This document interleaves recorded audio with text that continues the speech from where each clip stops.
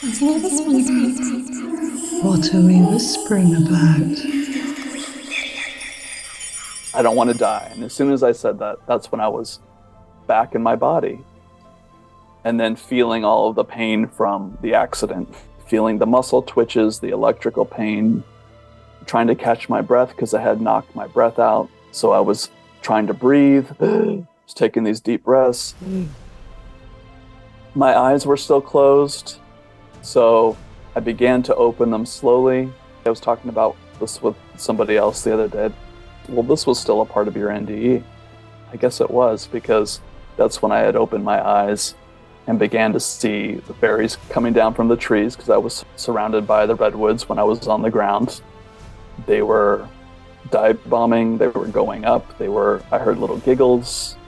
So I was temporarily taken away from the pain by having this. It wasn't just a vision because my eyes were open, but this feeling or this experience with the fairies.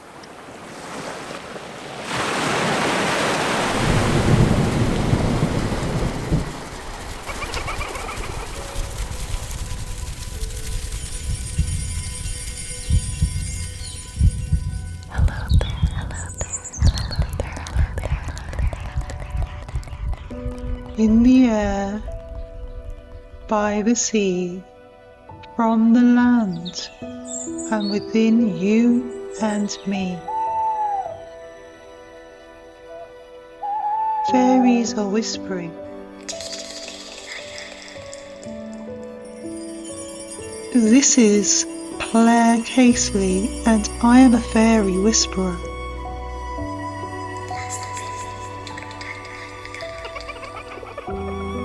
To catch a whisper, you have to listen closely.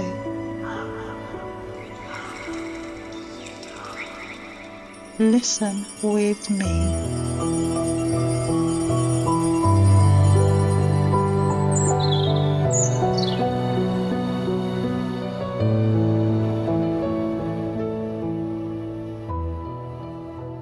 Hello and welcome to the Fairy Whispering Podcast.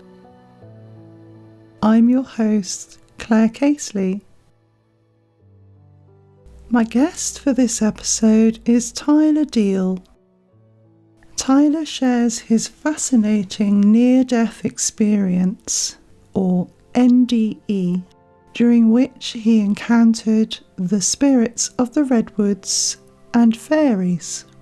He reveals his deep connection to the forest and redwoods in which he had his near-fatal accident, and the fairies he saw previously to his NDE whilst deeply in love. Tyler's NDE profoundly altered his perspective and life path, and he now uses the wisdom and knowledge he gained and the healing that followed to help others. This episode originally aired in 2023, and because it's such an outstanding share, I decided to remove it from my playlist in 2024 to give it the audio edit it deserves. So I am now re-releasing it, hoping that many of my listeners will experience it for the first time. Even if you've heard this interview before, it's worth re-listening. It's important to note that this episode does come with a trigger warning. Tyler opens up about his experience with clinical depression and thoughts of suicide, which he had during his younger years. He also talks about how he manages his well-being now. To support the Fairy Whispering Podcast, you can buy me a coffee on my Fairy Whisperer Buy Me a Coffee page. Please share, rate and review the podcast wherever you listen to it. You can follow the podcast on social media at Fairy Whispering Podcast on Instagram, Facebook and on TikTok. This was one of my favourite interviews. Our conversation was filled with warmth and laughter, with the fairies seemingly there to add to the joy. I'm sending out a heartfelt thank you to Tyler for saying yes and for waking up super early to chat with me. Hawaii is 10 hours behind the UK. I've included links in the description to Tyler's inspiring YouTube channel and website. Enjoy this episode. Would you like to just give an intro to you, Tyler? Sure. And also there's some fairies involved, which is what I'm all about. Right. I'm really excited to hear about it. It's cool to talk about fairies, and they are real. And if you're watching this and you think we're crazy, that's fine too. Yeah. So you call yourself a molecular empath? Well, yes and no. I didn't coin that term. Actually, my mentor did, and then it just kind of rung with me because I understood where he was coming from, being able to feel on a very deep level. Not just people, but the elements around us and what the earth's feeling and what little bugs are feeling and animals and stuff like that. So with my body work, it became where I could sense at the molecular level, I guess, is because that's how I saw it in my vision when I would work with people, where blocks were, and I could feel what they were feeling. From within those little tiny molecules. Okay, great. So that makes sense. I know it's kind of out there, but no, it makes sense. It does make sense to me. As I was saying before I came on, I'm an empath, so I understand, how you could feel on that sort of level. I feel like my work's always kind of evolving. I had practical training in different forms of massage therapy, such as deep tissue, Swedish Wailomi Lomi, neuromuscular therapy. I had all of these trainings, and so I had my own practice for years with hands-on body work. And I think I began to combine a lot of them, such as the craniosacral with deep tissue, for example. And as I was doing this, I began to notice when people would start to talk about things, I began to notice where they would show up in their body. And I could actually see them like through the body and see what was happening when they were talking about stuff. And then I'd begin to notice that there would be an energy, through my hands that would just see that like these molecules would disappear as they would talk about it. And so they would come back, maybe a week later and say, this issue that I had with my childhood or with my husband or with work is no longer there. So I began to see that it was something more than just the body, that it showed up in the body. So then I had learned years ago what they call quantum healing from this woman. She's the one that kind of introduced it, and she never wanted to be big out in the world. So she only taught a select few people. So that was one of the modalities that I learned. And then I began to kind of do my own thing. So I would see these things happening and people would talk to me, and I would hold a space so that it could actually bring energy to not just their body, but to any area of their life. And then I didn't have to do hands-on anymore, which I kind of preferred because I was getting burnt out from body work after 20 years. And so it's at the point now where I can work remotely with somebody, and wherever they are in their life right now, they, it's like I'm not a therapist, but I tend to hold a space for them to be able to help heal themselves too. So it's not like me doing it. It's a space where they can have insights. There is an energy aspect. There is a wisdom aspect. But, sometimes people will just get on a call with me and start crying. And they said, I can't believe I'm crying. I don't know why. So I don't even know what's going on, but I know that to a regard, it's because I've gone through so much. in Yeah. my life, um, emotionally and physically, and just with a lot of things that I'm able to open up that space for them to Mm. heal quickly. And sometimes it can be just them talking the whole time. Sometimes it can be where I guide them through a process, Mm. or I'll see something and I'll explain to them, okay, so I see this, whatever this is in your body. I want you to think about this. So there might be some images that they hold in their mind. But it's very intuitive and very kind of organic, and it really depends on each person. And so that's what I'm doing now. And with people that feel called to do that, I'm not, that I don't really advertise. I don't advertise at all. I mean, I have interviews with people and I tell people what I'm doing, but Yeah.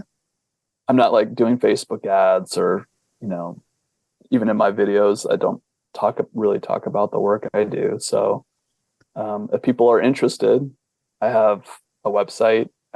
I do it by donation only, so I can open it up to more people. I used to charge 150 a session, but now it's like I knew that I was cutting off people that couldn't do that. So it's by donation, and yeah, so that's Wonderful. yeah. Yeah. I've lived in Australia. That was an amazing experience. I've lived in Germany. I've traveled to South America, so I've had amazing opportunities to kind of be all Yeah. over the place. You go. Ireland. Oh, in Ireland as well. Gosh. I didn't actually Yeah. live there, but I went there. Whereabouts did you go in Ireland? That's a place I've not been to yet. So yeah, where have you been? I mean, that's full of fairies or fairy belief.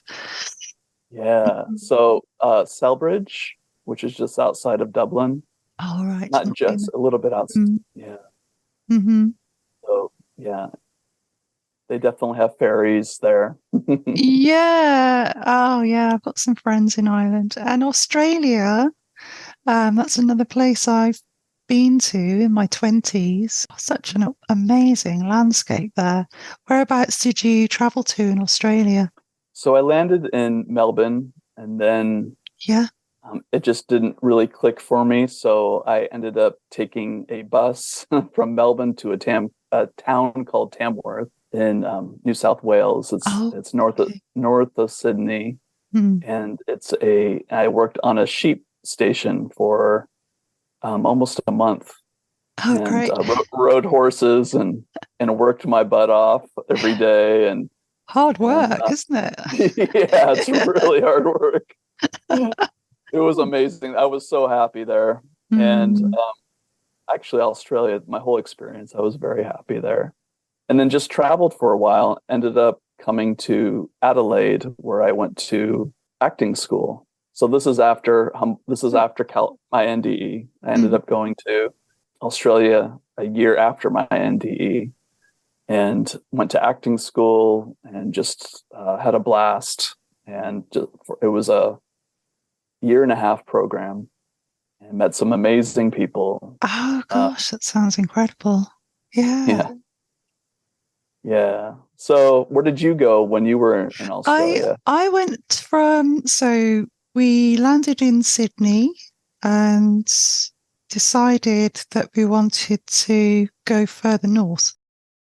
Ended up living in Cairns for a couple of months because I had a working visa and I worked with the Aborigine people for a couple of months in their office. So I was working for the chairwoman of the Aboriginal Council. It was a great learning experience, yeah. Is that the And only place that you stayed, or did you travel anywhere else? we travelled back down to Melbourne, and then I lived in Melbourne for a few months. I preferred Cairns, to be honest.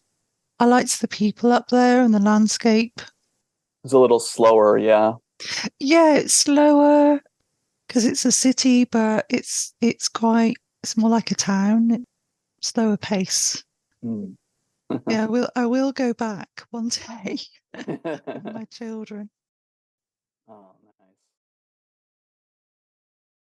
nice. far as my story is concerned, I've lived many places. Well, going back, I grew up on an orchard. It was a house in an orchard in Northern California, which is the South Bay Area, so San Francisco Bay Area, but not quite that close to the city. It was an orchard, and I just loved running around. We had oak trees, we had plums and pomegranates and peaches and pears, and I felt very connected to the earth there. And yeah, so it was a connection that is not like it's something as a kid. You're not trying to make a connection like adults sometimes do. You know, it's pure and it's innocent, and I had that, so I felt very connected to the elements there. And then my family moved when I was 4 years old, and I didn't know that move was coming, and it kind of shattered something within me. In other words, I felt like I was uprooted and I didn't know what was going on. So that kind of for me, that shut off my sensitivity in a way. Not that I wasn't still an empath, but it shut off my joy, I should say. Oh, yeah. How old were you? I was 4. Oh, yeah. It's quite a critical time in your life, isn't it? That age. And I guess, did you start school shortly after that? Yeah, I believe. Yeah, because I was in school once we had moved to Washington State, which is 2 states up from California on the West Coast. Yeah, so you're in this, I mean, I remember that as a child, you're in this lovely sort of playing out in nature, just naturally connecting, just able to sort of plug into your imagination, the elements, and then this big change happens. Yeah. And so what happened then? I mean, I still played as a kid. Of course, kids are still going to play. But there was like this underlining fear or this underlining disconnect. And the fear came from family stuff that was happening in the household that was unpleasant. And then there was this feeling that came in. It was almost like I didn't deserve that joy that I had back when I was in California. I had to learn how to start growing up at 5, right? So by the time I was a teenager, there was a bit of a rebellion in me, and I didn't do anything to harm anybody. I never believed in that, but it was, there was drugs involved, and I used to go to all the grunge concerts in Seattle because that's where I grew up, and kind of got hooked into, I don't want to say the wrong crowds, because it was a part of my journey, and I look back at it and I think that was an amazing part of my journey, being exposed to new friends and growing up and stuff. But there wasn't really, it wasn't like when I was 4, Claire, I mean, it was just kind of a heart. And I'm not the only person that experienced this. There's tons of kids that are confused about, teenagers. It's like, what, they have their parents, and then they're trying to grow up, and there's school and all that conditioning. Oh, yeah. It's a tough time. I mean, I look at my teenage years. I mean, it is a time of initiation, and if you've got home stuff going on as well, I mean, it's really tough. So yeah, I hear you. Yeah. So my parents they split up. They separated. They didn't get a divorce. They separated in 1988, and I went and lived with my mom in a different city or different part of Washington. And there was a part of me that started to feel that freedom again. It was like, oh, I can do what I want. I was a latchkey kid. I don't know if you know that term in England. Yeah, I do. I used to be a teacher. Oh, okay. Gosh, about 20 years ago now. And there are a few kids that I was aware of that were in that situation. So, yeah. Yeah, my mom. Oh, I'm sorry. I didn't mean to interrupt. No, carry on. No. Okay. It's fine. My mom, she got her master's in marriage and family therapy, so she became a therapist. And so she was working all day, and I went to school, middle school and high school, and I would come home, and so I began to feel, in a sense, that I had freedom again. I didn't feel that as much around my father at the time. Of course, I've made up with all of that since then. I mean, I love my dad, but I had this sense of freedom again, and I began to explore spirituality because my mom was exploring it, and I was looking up to her. She was in Native American circles, and she was doing what they called all this high woo-woo type stuff, right? Mm. That I was very interested in. And New Age was very big back in the 90s too. Yeah. Mm. So I picked up a book, and it's called Animal Speak by Tenda Andrews. Oh, I love him. Yeah, I've got his Yeah. free book. Yeah. Oh, you do? Okay. Yeah. Yeah. Yeah. I love the way he writes. Yeah, great, great writer. Yeah. I actually never read his fairy book, but I had Oh. the animal book, and within that he talks about fairies, with butterflies and Mm, dragonflies, and so I looked at that, and then something opened up inside me, and I was like, oh wow, I have this connection. So mm, then I started to go out into nature more, and wanting that connection, and exploring spirituality at the time. And so that was kind of my grow up period. And then I moved back to California for college, and I wanted to be somewhere beautiful. I didn't want to be in the suburbs anymore. So I picked this college. It was the only college that I applied to, and I got in. My scores, my test scores were horrible. They were 30% below average, but my grades were really good. mm. So I got into the school in Northern California called Humboldt State University, and now it's called, I think, Cal State Humboldt. I don't know. They changed the name of it, but it's where the Redwoods Yeah. are. And Yeah. I always felt this. I love the big redwood trees, and when I was there, it was like home. I felt like, oh, I know these are my family. This is my family. Oh, You know, yeah. And was it because of the redwoods? Do you think that helped you to make that decision, or was it something? Was it a heart-led decision? Did you just feel, or intuitive feeling that you felt I just have to be here for some reason? that Yeah. was it. It just felt Yeah. like I had to be there. And then I didn't think. I mean, I love the redwoods. I mean, I thought about the redwoods, but it wasn't like that's why I'm going. But then later on, I saw that it was almost like they were the ones that were calling me to be Yeah. there. So it was like, okay, so I arrived, I went to school, I started taking classes, and this depression, I guess you could call it depression, or the sadness, Mm. was starting to bubble up inside me, like a feeling of homesickness. Now I still had the trees, I still had the elements, and my first year of college it was actually a pretty good experience, but I felt like going into my second year, things started to become very difficult for me. And when I say difficult, I just had this real feeling in my body, my whole being, that I like, what is this place, Earth? Why am I here? I don't want to be here. This place is crazy, and I don't. So I I was living in this beautiful place, but I felt like I was just very depressed. I guess that's the bottom line. It was a some might call it a clinical depression, although I never had seen a therapist at the time, or was taking any medication at the time. A lot of kids go through this when they go to college, and they're kind of separated from their home. I didn't really realize that at the time. I felt like I was the only one that was experiencing this.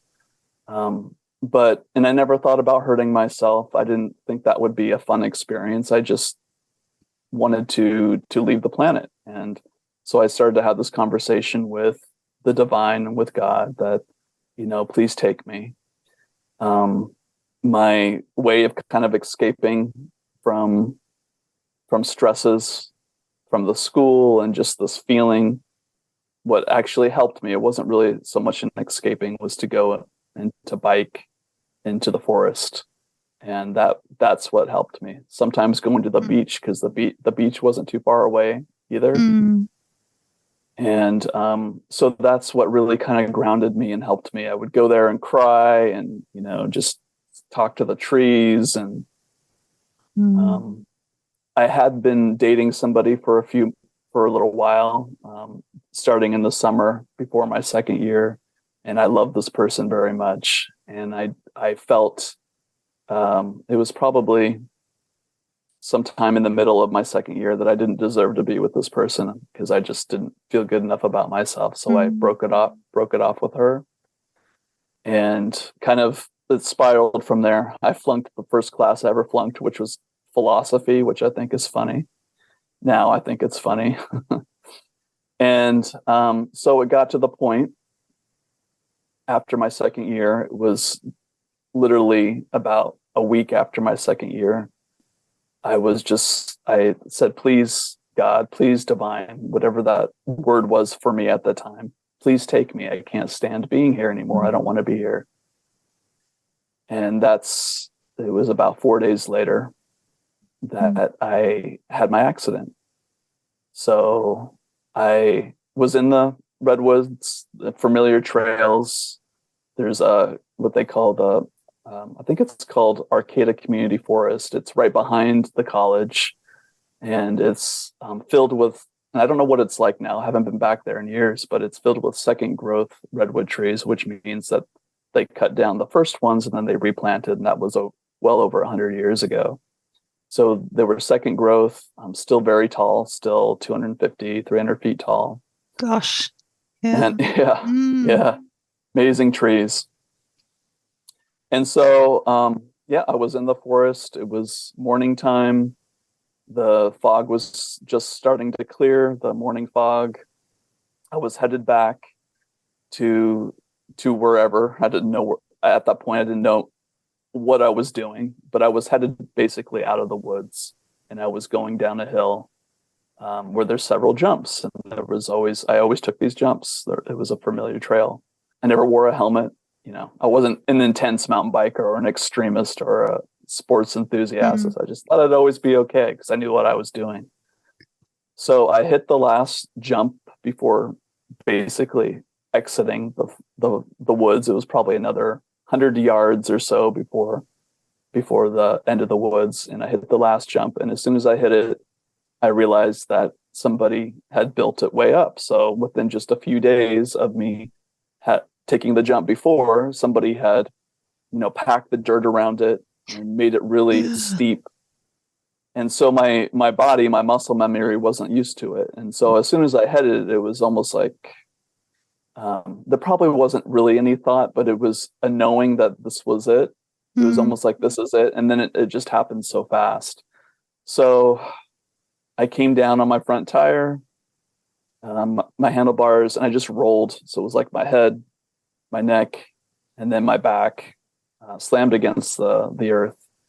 And I was out. I mean, I don't remember anything until the next moment, which was when I was me, meaning spirit, whatever that name is, was floating above the trees, right where the crowns are of the redwood trees. And I didn't have a body. It was just more of a space of consciousness.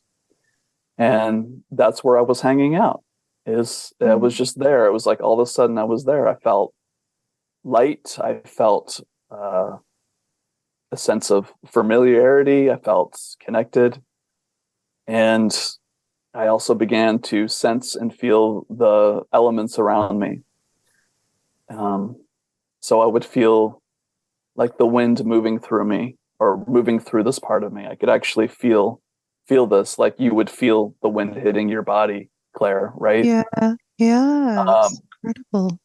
And then I could see like my vision. Did you want to talk? I'm sorry, you're curious. Yeah, I am fascinated. I mean, I get that sense of freedom from what you're saying. Is that what you were feeling, or was it just not any sort of connection with human experience at all? It just was. It just was, and it felt free. It was a feeling of freedom. And there's no, in this space, and I don't know what, some people might analyze it and say, oh, you were astral traveling. You didn't have some people say that you didn't have a full NDE because I didn't go through any lights or talk to any beings. For me, this is what this, I'll just tell you, this is how it was. And I just tell people this is how it was. So, because I feel like I had developed that connection with nature over the last few years through the end of high school and then just going into college, this was my experience. And I could just, like, the colors were incredible. I could see the detail of the redwoods down to the little tiny morning fog dew on the needles. Mm. I could hear birds way off in the distance, but it felt like they were right here. Dogs as well barking, but it felt like they were very close. I could hear the ocean because the ocean's about 5 miles away. I could hear that. I could hear the waves. I could feel the rhythm. So it was a feeling of real connection, but the connection wasn't with people. It was with nature. That's why it became important to me more and more to be with the earth and be with nature. So it's this idea of reciprocity, isn't it? That when we spend time in a place, that we can build a relationship with it. So by you going back to this place time and again and talking to the place and sharing your emotions, that you'd built this kind of resonance and relationship with the place. Yeah, it fascinates me that, you'd called out and said, I want to go. And then it's almost like, okay, they heard you, whoever they are. And then you had this experience in this place that you've got this relationship with. And it didn't happen on a road. It was, or somewhere else. It was in this very special place for you. Yeah. It's an observation. And I guess you could say thank Goddess for that, because I wouldn't have it any other way, really. And it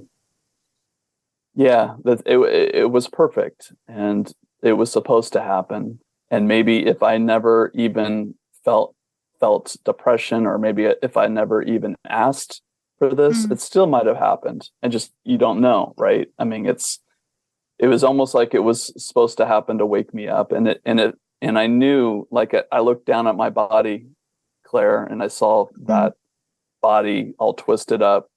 And it was almost like, oh, that depression isn't me. That person isn't me. This is me. That's what it felt like. This is me. Yeah.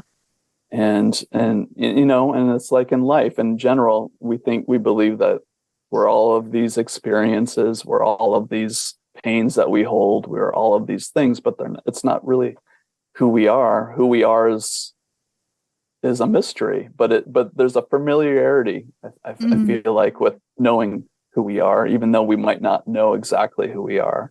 There's an essence, I guess you could say. Yes. So I looked down at my body and I saw that. And then there was this, you could say, like, what I would say, like a direct cognition, or just a knowing, or a feeling, a question. Do you want to go back, or do you want to go further? And I said, I don't want to die. And it was an instant. It wasn't like my ego saying, or any, it was just like, I don't want to die. And as soon as I said that, that's when I was back in my body. I believe to be back in my body, at least. So it was like coming back into my body, and then feeling all of the pain from the accident, feeling the muscle twitches, the electrical pain, trying to catch my breath because I had knocked my breath out. So I was trying to breathe, was taking these deep breaths. My eyes were still closed, so I began to open them slowly. I was talking about this with somebody else the other day. Well, this was still a part of your NDE. I guess it was, because that's when I had opened my eyes and began to see the fairies coming down from the trees, because I was surrounded by the redwoods when I was on the ground. They were dive bombing. They were going up. I heard little giggles. So I was temporarily taken away from the pain by having this. It wasn't just a vision because my eyes were open, but this feeling, or this experience with the fairies. How long did that last for? Do you know, time-wise? I mean, I know you're on a different timeline at that time, but Right. yeah. I have no way of knowing. I No. don't. Are you talking about with the fairies? Are you talking about the whole Yeah. thing? Well, The, that part with the fairies coming down, they seemed joyful then that you were back. I don't know what they were joyful about, but they were definitely joyful. I don't. Mm, Maybe you're picking up on that I was back. Yeah, that could be very true. yeah. But they were joyful, and they were bringing joy to a traumatic experience, being in a body full of pain, just having crashed my mountain bike. They were bringing joy to that, and it wasn't like it didn't it felt joyful from them. I could feel their joy and their happiness with their little giggles. And There's a few things about that I want to ask. Sorry to interrupt. please do. I'm just really No, please excited do. about this. I've heard giggling when I've been around woodlands and places that are associated with fairies, on a psychic level. Many people have had fairy experiences, have heard giggling.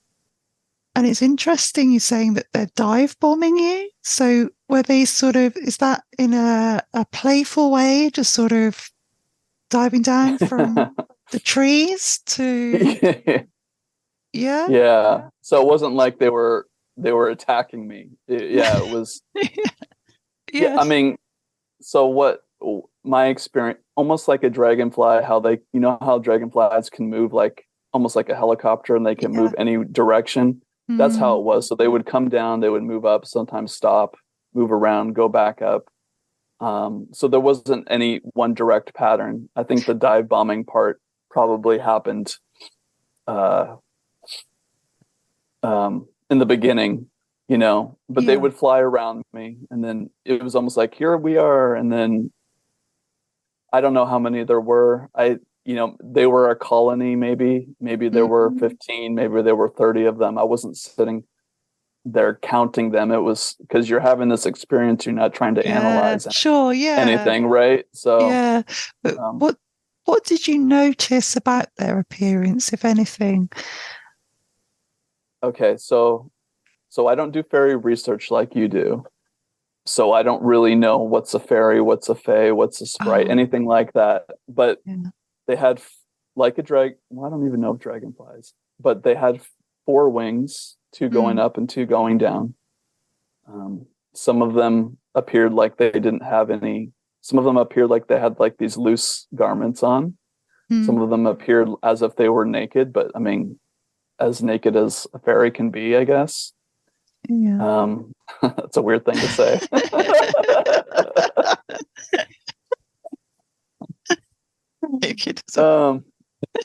Different color skin. There were some that were brown. I would say most of them were. Some of them were kind of yellowish, but I'd say most of them were like white, kind of whitish. Okay. I don't remember, like they didn't, I couldn't see like the total detail, but they looked like basically in a way like little humans that could fly, that had wings. They had feet and arms and stuff like that. So, and they were very much the Redwoods. That was their home. That was their place. And so I don't know time, Clara. It's like fairy time, That's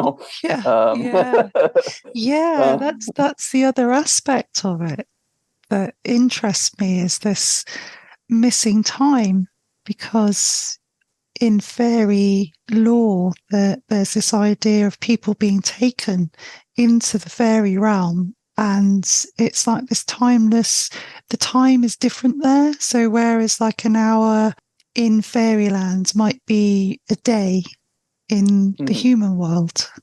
I know you're going to talk a bit more about your experience in a moment, about this idea of missing time and what happened in between. How did you get from one place to another, which we'll come on to in a moment, which fascinates me as well. And the other thing is that, mentioning dragonflies, before you came on, I pulled a medicine card and it was dragonfly. It's about dragonfly medicine. So that's amazing. Sweet. That you're talking about dragonflies. Yeah.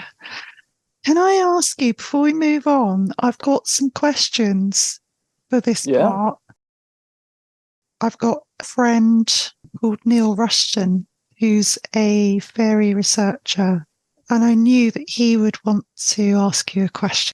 Neil asks, could the entities that you experienced during your NDE be the same entities experienced by people not having an NDE? And he's explained himself by saying, what I mean by this is, could there be a form of entity or energy or life force that is existing in an ulterior reality or dimension that is able to appear and interact with us both when we are living in a physical reality and also when our consciousness leaves our body? Does that make sense? Makes sense. And Neil says, I think you'll guess that I think there is. But I'd be interested to hear what Tyler thinks. Yeah. Okay. Would you mind breaking up that question just a little bit, starting with the first part?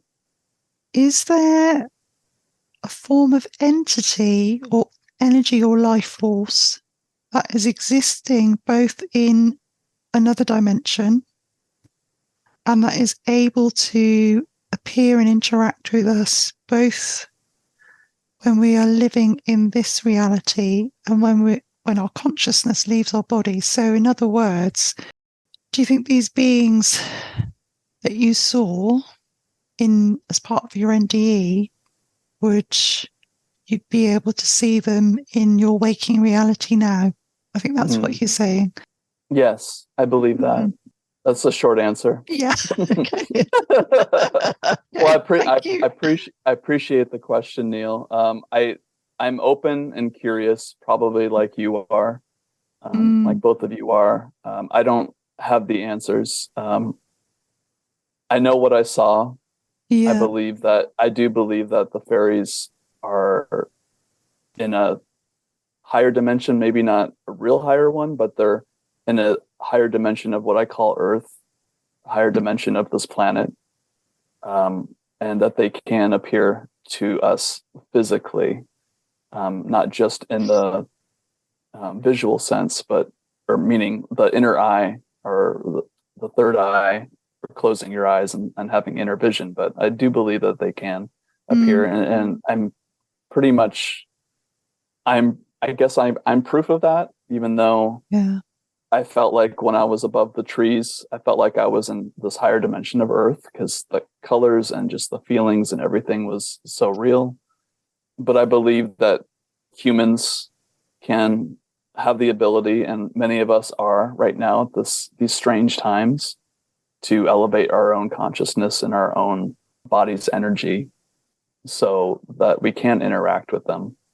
Yeah, that's interesting, because a lot of people I know, including myself, feel like at the moment, I mean, in the last few years especially, there's some kind of shift in energy going on where we can interact with these beings more easily, whatever kind of dimension we believe they're from, whether it's fairies or extraterrestrials or other, cryptids or other beings. There seems to be a kind of a build-up or acceleration of people having these experiences. Have you noticed that? Yeah. I mean, you can see it all over YouTube, right? I mean, it's not just. It's not, and I don't believe anybody has to have a near-death experience to experience it. I think it's about the changes that are happening, and the people that are involved. In other words, because you mentioned this earlier, because I had this resonance with nature. My experience was with nature, right? And fairies are very much, they're the guardians of the plants and the trees and the forests, that they are guardians. So, and some people might, they might be really into ETs, so they might begin to see UFOs flying around. So I think it has a lot to do with our belief system and what we believe spiritually. That's how that's how we're going to have that experience, whatever that is. And even if people are out there, like, there might be some people in your audience that haven't had any experiences and are wanting that, I believe it's coming for them too. And just to be patient and to be open to it, that anything can happen, because we are in a time where anything can happen. So do you want me to go back to my go back. laying on the ground? Sorry, go back. Let's go back to laying on the ground. Going off on a tangent. Yeah. No, carry on. I love tangents. Yeah. Thanks. Yeah, no problem. So the whole no time, don't know how much time. It was like the fairy experience was first, and then I began to hear this this ringing sound, these ringing tones, I guess you could say. And I knew it was the trees. Now, the trees can communicate to each other. We all know that. They're very connected with their root system. But I never heard anything like this before. It could have been my inner ears, but it was real. It was like me being having a conversation with you, and then all of a sudden hearing these ringing tones. But I knew instantly it was the trees. And with those tones, I could feel these rushes of energy moving through my body. So I knew that the trees were helping me adjust or to heal or whatever, come back to earth. No pun intended. It was really, I knew it was the trees. And I attributed it to a Tibetan singing bowl. Maybe that's the closest thing I can think of, the Tibetan singing bowl. So this was happening. The fairies were still there. And then I remembered I was still in a body. And when I remembered I was still in a body, that's when the pain started becoming really intense. And it was like, oh. And as soon as I could feel this pain, my consciousness is like, it didn't want to be there anymore, and it was out. So I had already made the decision, I guess, this bigger part of me that I didn't want to die, right? But when I felt the pain, it was like, I didn't even think. It was just like out. And then the next thing I remember, again, I had no concept of time other than the hospital records that show when I had arrived and what happened. I woke up, I just heard a man's voice. He had almost like a perm style, really curly hair and these spectacles on. And he was the emergency doctor, and he was leaning over me, and it was another surreal experience. Yeah, sounds a bit like Einstein. Kind of like that. I mean, he had a mustache, and it was, yeah. So he was like, "Are you awake? Can you hear me? You're really lucky, is what I heard. You're really lucky. You didn't break anything. I didn't break any bones after this accident. You're really lucky." And I remember just opening my eyes and not really, feeling the pain a little bit, but I was probably dosed up at that time. So by that time on painkillers. And he was asking me, once I was awake, what's your name? And I had no idea. He's like, "What town are you in?" And I didn't know. "Do you go to Humboldt State?" I didn't know. "Are you a man or a woman?" Didn't know that one either. Didn't know anything. And then he asked me if I knew anybody's number in town, and I just blurted out a number. It just came out of nowhere. It came out of somewhere, obviously, but I blurted out the number, and it was a friend of my parents. It was a family friend who had retired there in the town of Arcata at the time. And so that was the number they called.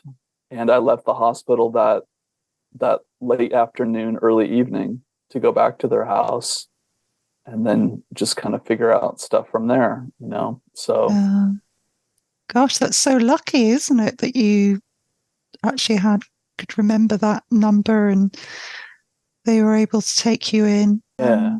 I'm interested, Tyler, how you got from the forest to the hospital. Me too. Yeah. Yeah, because I guess an ambulance picked me up, because that's on the record as well, that an ambulance picked me up. But who called? There's no record of who called.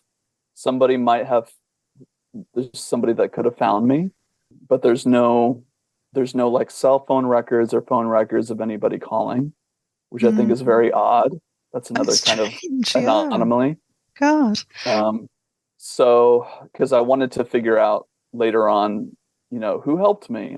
You want to know Yeah. those kinds of things.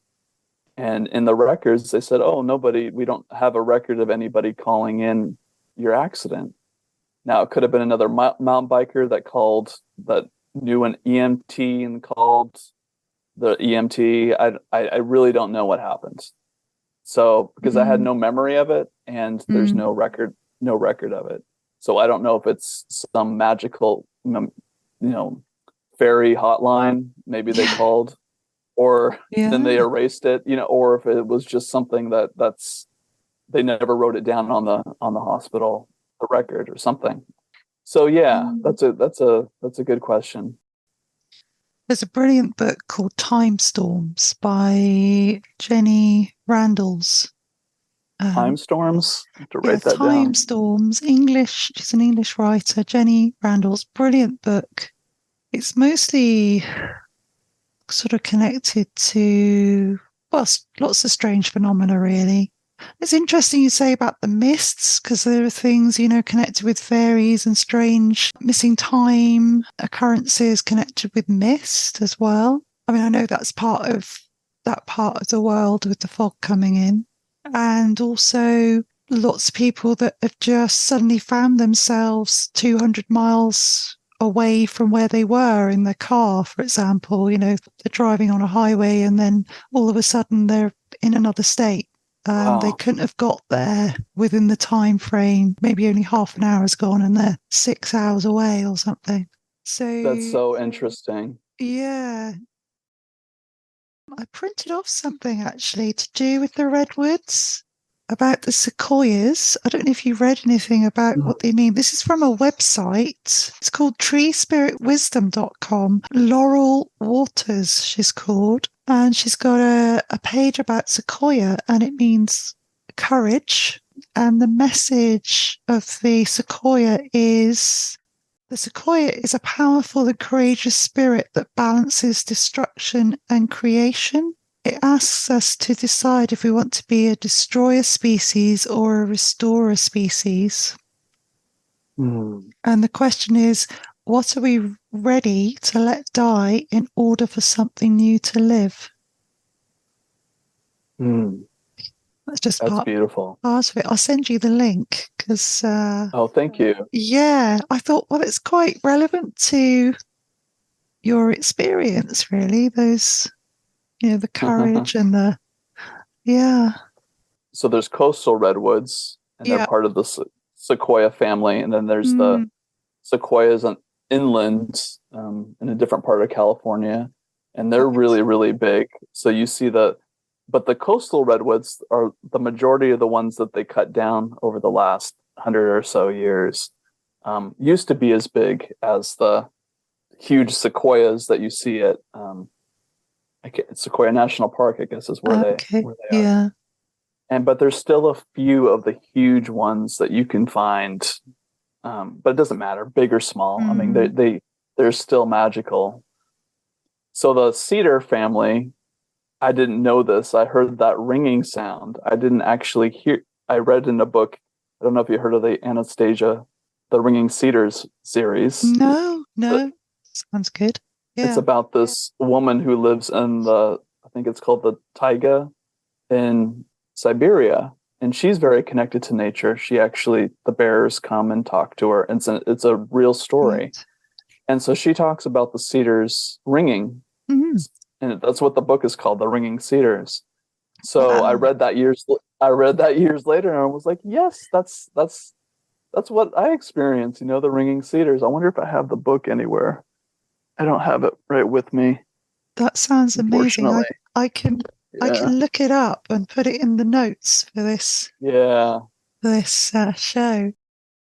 It just feels to me as well. I mean, I don't want to put my interpretation too much on your very personal experience, but I mean, do you feel like this was a setup? I mean, like somebody's built up this ramp so that you you take on and you don't realize it's built up. And then you sort of that wish fulfillment, you're asking for this experience. And then somehow you get to the hospital, so to make sure you're okay, and there's a family waiting to look after you. I mean, it's just it all feels like it's. I mean, do you feel like this is some kind of like the Truman Show, like sort of set up? Oh, I see what you're saying. Yeah, Yeah. So it's orchestrated, like an orchestrated. I think it was in a way. Yeah. I mean, even though the dirt jump, maybe it wasn't. Maybe that person just wanted to, build that up for their own entertainment. They weren't thinking, oh, this is gonna hurt somebody. Sure, no. So they were like a piece of the puzzle. But who knows? It's like it's predetermined in a way. I kind of believe that, not so much in fate, but it's almost like it was supposed to happen exactly the way it happened. I don't know. I don't have all the answers. It's very weird because I filled out a form on one of the major, I'm not going to mention names, but the major website that deals with NDEs. And so I had to answer these questions, and it was like, they were asking if it was verified, and I'm thinking, well, it's verified by me. What's the verification they need? I have hospital records if they need it. So I was marking like no verified, yes. So I was thinking, okay, so what's considered verified? Well, verified in my experience is the experience that you have. Yeah. Maybe you don't have, and then being open to the mystery of it, not needing to know exactly why it's happening or how it played out, but it just happened, and that's what happened. That's just the way it happened. Yeah, and that's kind of part of the whole package in a way, isn't it? That maybe that there are things that we're not meant to know, or that was just part of the mystery part of it is all part of that personal experience for you. Yeah. And if we're meant to know it, we're meant to know it, at the right time. So, maybe I won't know until I leave this body exactly what happened, but I'm totally fine with that. Yeah. Yeah. You'd got to your friend's house, or friend of the family's house, and going through time to recover there. So I want to say it was about a week. It was because the hospital didn't want me to travel for about a week. They just wanted me to rest. So I was there for about a week. I was in tremendous pain. I took painkillers, but I didn't like how they made me feel. And I felt like when I was walking around that they weren't really doing good, because I could feel all this pain in my back and my legs and my head. I had a concussion. That was a big part of it, was hitting my head and having a concussion. So my memory wasn't great. At this time, I wasn't thinking about my NDE experience. I mean, there was little flashes coming in, little pieces of the puzzle came in over the years. And I'd say, within a few months to almost a year, as I was healing my body, that's when I started to remember a lot more of it. So my mom came down to get me from Washington State about a week later. And I flew back up with her and began to see some traditional medicine doctors.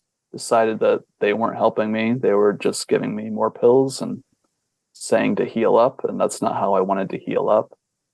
So I had a referral from another family friend, one of my mom's best friends, about this man who does something called network chiropractic. I know that they have them all over the world now. And it deals with what they call network spinal analysis. It deals with the spine, but it's not just it's a very non-invasive chiropractic. and it believes that the body can has its own self-healing mechanism. And a lot of the people that do network chiropractic are healers. There's a certain training that they go through. So this man he still is, he practices in another state now. And he began to, I saw him, I think 3 times a week, and then twice a week, and then once a week, and then once every 2 weeks, something like that.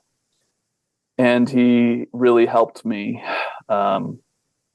heal my body, but also in doing so, it brought up all of the emotions, the insecurities, the depression, everything that I was feeling that I didn't want to feel before was being resurfaced. But it's almost like I couldn't hold it. It was so intense. It was able to move on through a lot easier when I had this help from this gentleman, and then just doing my own work. But he helped me tremendously. I hope he knows that. I think I've written him a few times, letting him know how much he helped me. If I haven't, then I'm gonna need to do that. And Tyler, did you feel the depression gradually lift? I mean, how long did it take for you to sort of start to feel some relief from those feelings? Okay, so the physical body stuff took about 6 to 9 months for me to fully heal my neuromuscular damage, and I did that with his assistance. As that was going on, I was feeling this depression that was very much ingrained in me. So it took several years, and there's still moments today that I get depressed, but it's not like it was. It's a feeling that I can move through fairly quickly.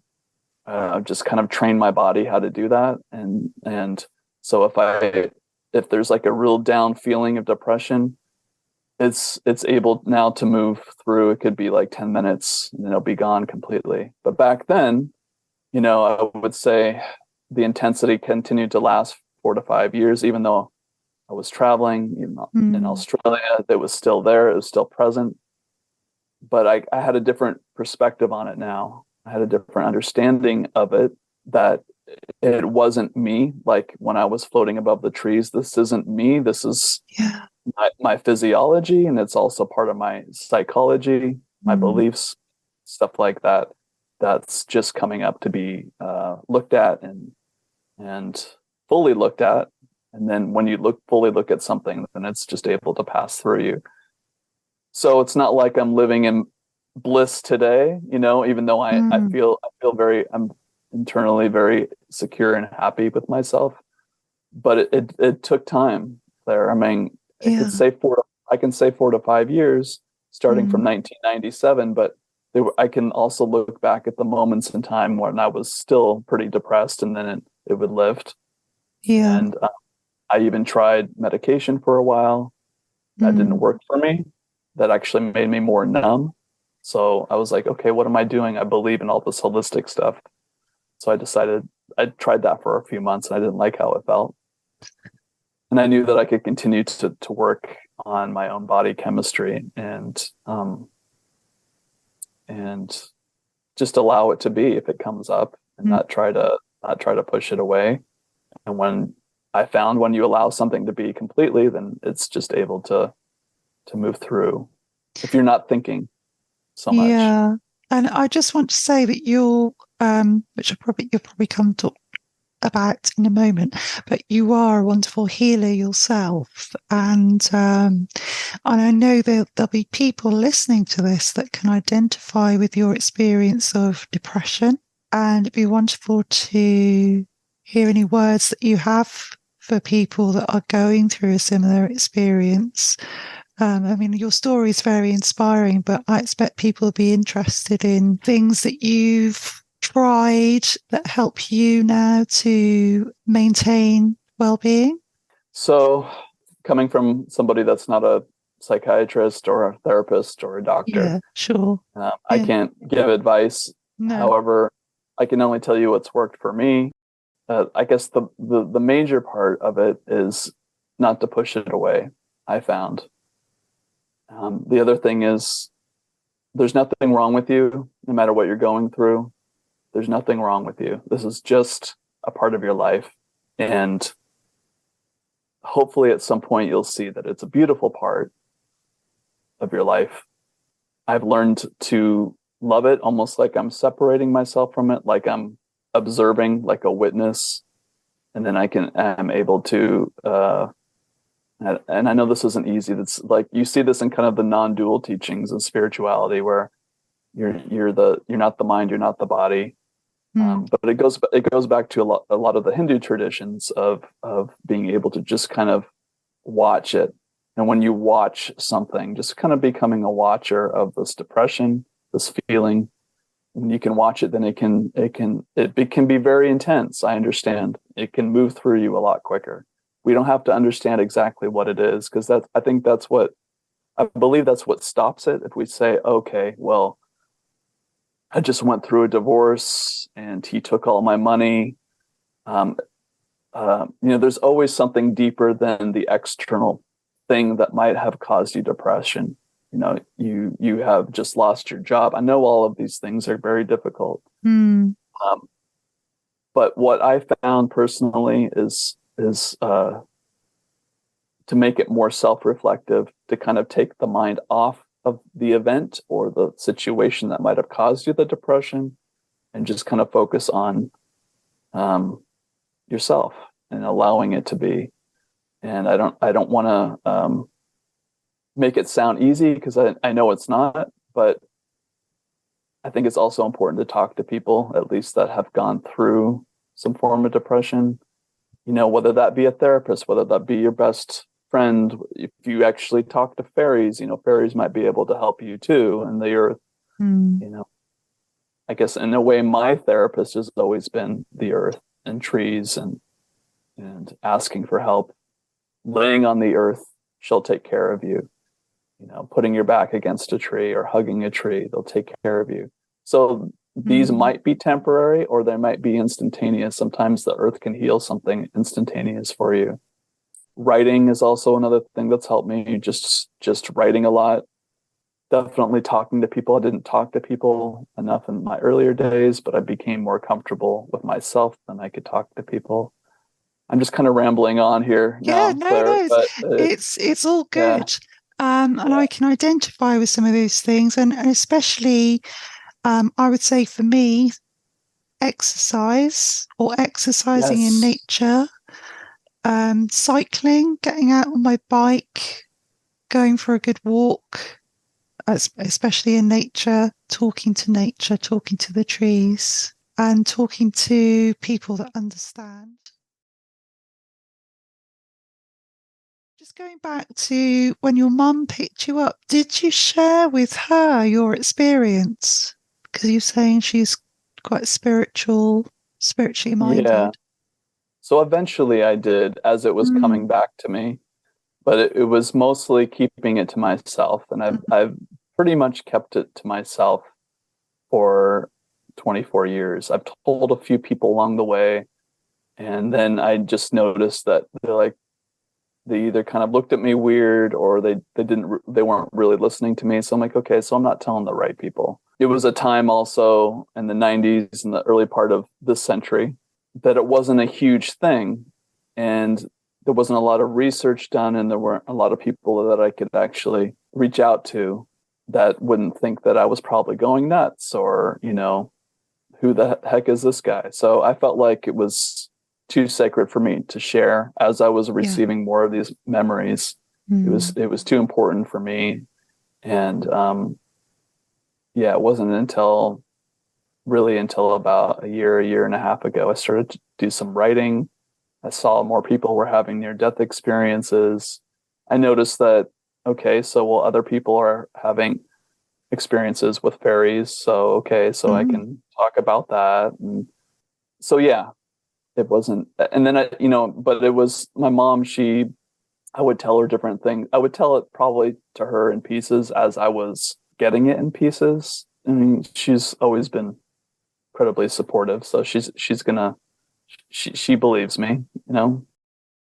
Yeah. Oh, that's Yeah. lovely that you have that support from her. And yeah, it's great, isn't it? I have a close relationship with my mum, even though I suppose my beliefs are quite different to hers. On Dartmoor, near where I live in Devon, in the UK, the fairies here are called pixies. And Okay. yeah, and we were out in a garden together. This is 2016.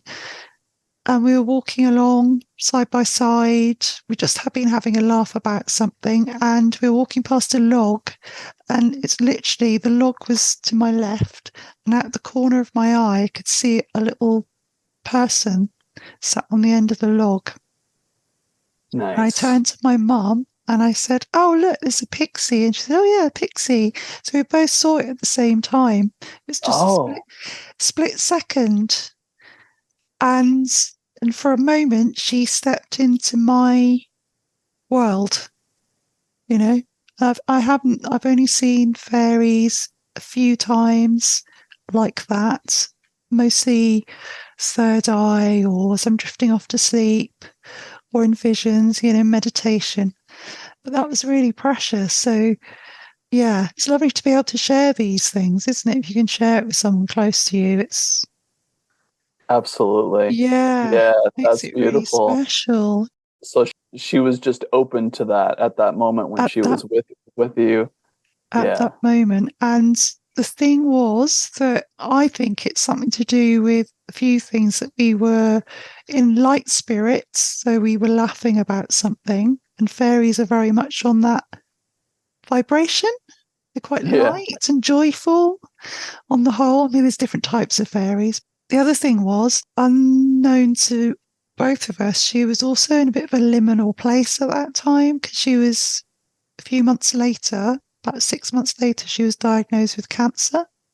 Mm, So, I mean, she's still having treatment now. So it's almost like this liminal space that she was in, mm. maybe made it more easier for her to access that realm. Yeah. I'm sorry to hear about that, Yeah, but that makes sense. Yeah, being in kind of both worlds in a way, or just being able to be more open to that. Um, yeah. It's I think you've said this, I've heard you say this, and your work as well is connected with the heart, isn't it? And being open hearted is definitely, that's why I believe it's the way to connect with the fairies, yes. to be, yeah, Yeah, because they pick up on that, just like your cat, right? yeah, Yeah, or any animal really. When you're in a space mm, where you feel like your heart's open, and women are a lot easier have a lot easier time to doing this than men. Hopefully, men will catch up. but yeah, having their hearts open is just comes naturally, and animals want to be around that, and that's the same with fairies. And I'll just tell you that's what happened with me. I would say several months before my accident. I was really in love with this woman, and my heart was just pounding open. And I think she was in the other room, and I was laying on her bed, and she lived in this house. And of course, there were redwoods everywhere. And that's when I could see them in my inner vision. It was like my heart was really open, and I could see them in clarity as I had seen them when I was on the ground. I could see them just flying around, around my third eye vision. So being in that space of joy and your heart being open, I think that yeah. helps a lot. They're attracted to that love energy, definitely. Yeah. They're also a bit naughty, I think. They like that sort of connection between couples, because there's all these stories about people going into the woods at May time and encountering fairies, couples. Okay. Yeah. It's like an old tradition over here, the May Day traditions, which is Oh, wow. Beltane. It's a fire festival. And that's one of the times of the year when the fairies come out. So if you go into the woods, yeah, It's supposed to be one of those times when you can see the fairies. Oh, cool. I have a lot Yeah. to learn from you, Claire. I have a lot to learn from you. That's great. Have you written a book or anything? I am writing a book at the moment. I'm writing a book about the fairies and the landscape in the southwest of England. So the pixies, as we call them here, and all the places that they're connected with. There's loads and loads of places here that they're associated with. So that's what I'm writing about at the moment. Yeah, because like you, I just love nature, and especially this part of the world. I've got a question Yeah. connected to nature, Yeah. from my friend Emma. So she asked, how did your NDE alter your relationship with nature? That's a good question. I think I believe that I had that connection prior to it, Yeah. and it felt strong. I would say that it after my NDE, it felt like I needed to still be in nature.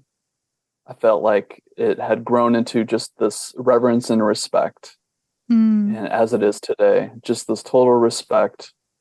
I'm this little tiny being on a planet, in a universe, in a galaxy, and then we have this thing called Mother Nature, who's this power. So it's she. I say she because it is a she. This planet. Um, she could take our life away in a second, and she gives us life. Our bodies are nature. We are part of her. So just coming into that understanding, and just having this respect, I believe it just became a natural part. So when I traveled to Australia, I would talk to the water there and respect the land and saying, okay, land, I'm here now. Thank you for letting me be here. I went to Ireland, I would do the same thing, wherever I would go. And then here in Hawaii, it's almost like if you don't respect the land, then the elements will show you that it's time to respect it. Yeah. We have volcanoes here, and Mm. earthquakes, and big storms sometimes. So it's I believe, to answer Emma's question, that's probably the best way I could answer, is just my becoming more respectful and just talking with it, and having a conversation with it, and asking questions. If you're not going to hear anything from the wind if you don't ask questions, or you're not going to understand a tree if you don't ask how it's doing. So just, it's not separate from us. It's part of us being here on Earth. Since we are a part of nature, we might as well have a relationship with it like anything else. And that's what's become important for me over the years. Yeah. And having that really heightened experience of nature as well, like you're saying, with the increased level of the sound and feeling and that sensory experience you had. That's all part of it, right? Yeah, This sort of, yeah. I think so. I think it's almost like once we raise the light in our cells, in our body, it's like the landscape becomes more beautiful than it ever has been. And I believe that there's still like a higher dimension of Earth, and that's right here, kind of overlaid on top of this one. So it's again, there's no real separation. It's and the reason why I feel that in my cells, I feel that that's a true statement, is because when I go to sleep, or when I have any kind of visions, a lot of the time the redwoods will still be there, and they'll just wow. they'll be around me. And there's this one that's huge. It's almost like I don't know how big it is. It's huge, and I see that as one of my guides, and it's just reminding me to stay grounded, and that it's also telling me that there's magic, everywhere. So Yeah, there is magic. I could talk to you for hours. It's so fascinating, your story. Thank you so much for getting up really early you are in Hawaii and just opening your heart and sharing your amazing story. I'm more curious to hear about your experiences, but I know that could be a different show, but maybe I'll start interviewing people. I don't know. I thought about that. I'm sorry I don't know enough about you is what I'm saying, and having you interview me, I really appreciate that. One of my experiences was when I was in a liminal state, falling asleep. This is, experience that I might be able to compare with your experience of seeing fairies the way you did.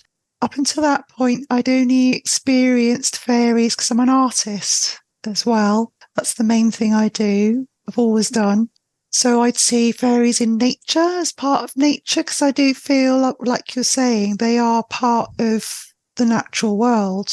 So I'd not seen any winged fairies. And then I was drifting off to sleep one night and I saw all of these, they were like lit up white fairies and they had little wings and they were all just whizzing around above me. And that was amazing because I thought, oh, I've never seen a fairy with wings. And then that was my confirmation then. It's almost like they said, well, we're here. We do exist. Yeah. Yeah. That's great. That's so cool. Yeah. And it was just moments. It wasn't like a long drawn out. I always find with these experiences, it's almost like, it's just like a snapshot. It's not hours and hours. It's a few moments, a few seconds at a time. Yeah, I've had other experiences as well with pixies. Well, they've got things to do. They're not going to hang out forever, right? That's right.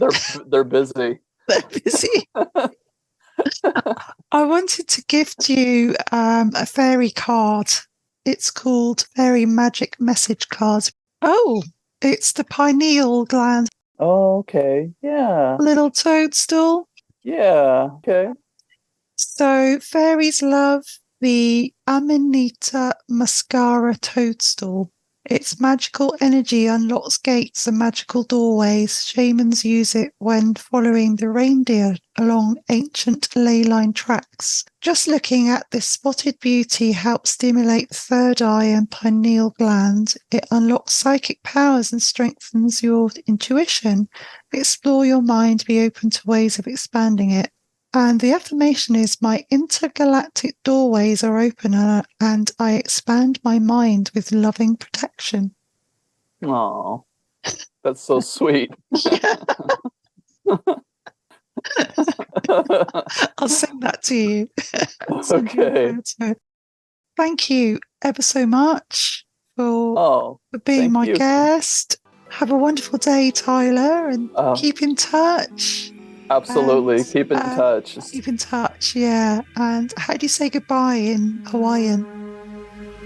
You can say aloha also. Aloha. Aloha. Yeah. Aloha, Tyler. Aloha, Claire. Thank you so much. It's been a pleasure.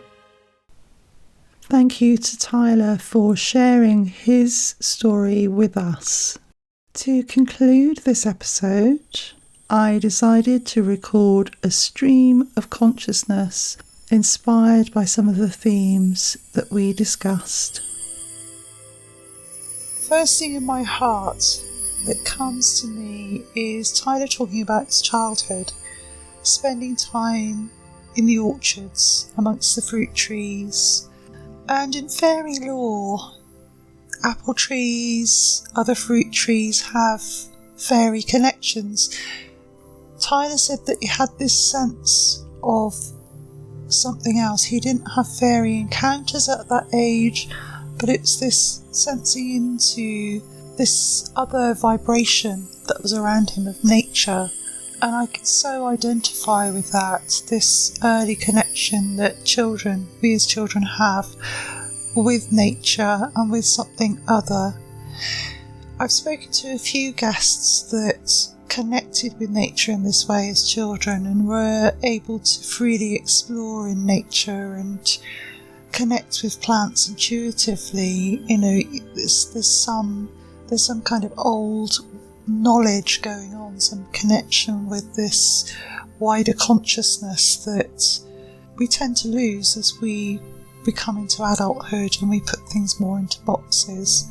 So I love the idea of that intuitive play, and also in fairy lore, orchards are very often mentioned. In many of the stories that I've read of pixies, people quite often encounter fairies in orchards, or the orchard is some kind of gateway to the wild. So perhaps that they'll be in an orchard and then they move into the fairy realm or into a meadow.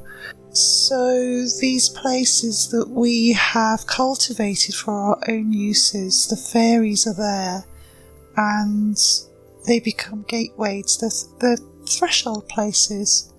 And also this early connection that he had with these trees that somehow then connected with the Redwoods as well. So to me it says something about this wildwood web of trees where he was looked after, maybe tended by those trees as a child, and then later in life that connection moved to the Redwoods. The fairies showing up in his experience with their joyful laughter, and I mean that really connects to that childhood joy that we have as children and wonder, and we tend to lose it. It ebbs and flows, but it's something that's really deeply ingrained in me. I feel very blessed to have that, and that source of joy is where the fairies live, where they come from, where the vibration that they're on. And that's something that I know through my work with fairies, and the way that I do that is through really spending time in nature and connecting with it. As Tyler was saying, it helped his well-being as a young man, and we can share with trees. I found nature very supportive for my journey. I hope that you found some kind of inspiration and hope and reconnection with joy through listening to this episode. Thank you for listening. See you next time and take care. Bye for now.